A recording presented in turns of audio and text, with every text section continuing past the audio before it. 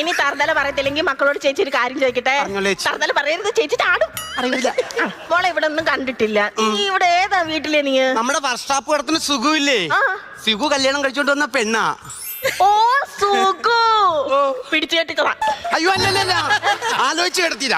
ശരി, ആലോചിച്ചുള്ള കല്യാണമായിരുന്നു. ഇവളെ കെട്ടി ഈ സുഖവും കൂടെ എന്ന് രാത്രി 12 മണിയാകുമ്പോ വാഴപ്പടയിരുന്ന ഒരു ആലോചന ഉണ്ടായിരുന്നു.